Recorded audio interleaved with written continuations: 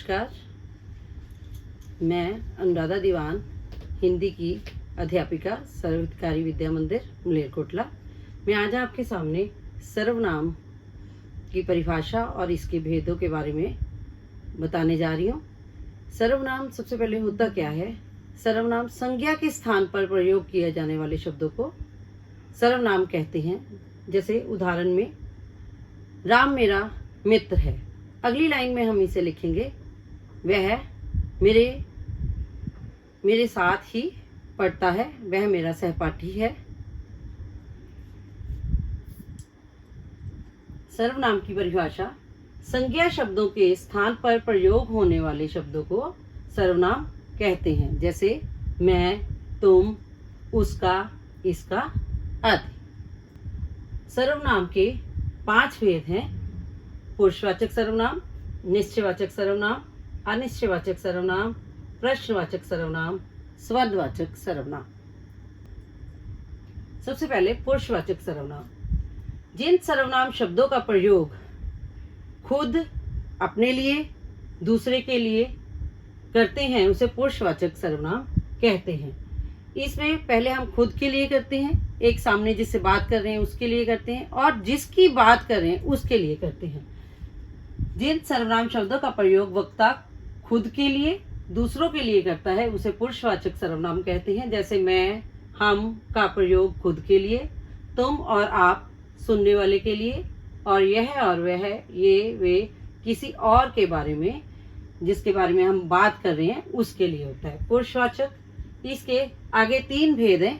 उत्तम पुरुष। उत्तम पुरुष जैसे मैं, बोलने वाला वक्ता, मैं, मुझे, मेरा, मेरी आदि। मध्यम पुरुष जिसके साथ मैं बात कर रही हूँ, श्रोता।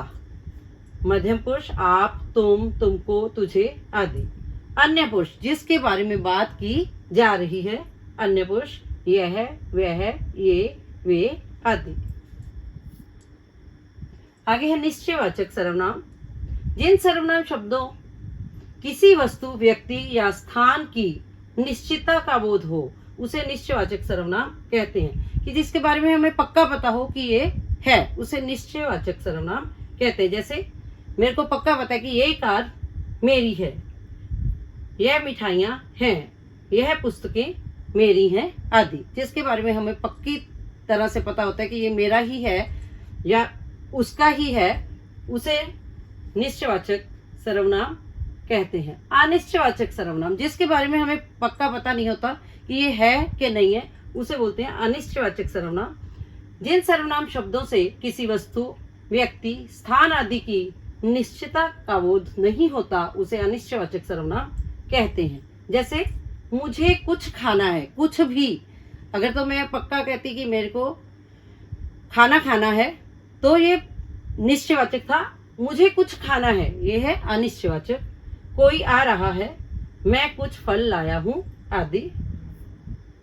प्रश्नवाचक सर्वनाम जिसमें हम किसी से प्रश्न पूछते हैं। जिन शब्दों का प्रयोग किसी वस्तु, व्यक्ति आदि के बारे में कोई सवाल पूछने या उसके बारे में जानने के लिए किया जाता है उसे प्रश्नवाचक सर्वनाम कहते हैं। जैसे तुम क्या कर रहे हो, आपके घर कौन आया है, तुम कहाँ जा रहे हो आदि।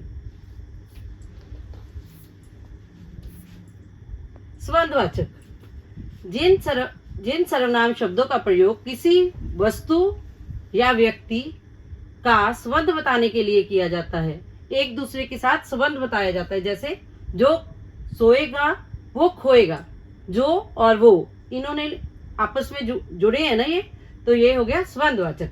जैसी करनी वैसी भरनी, जैसी वैसी, जिसकी लाठी उसकी भैंस आदि।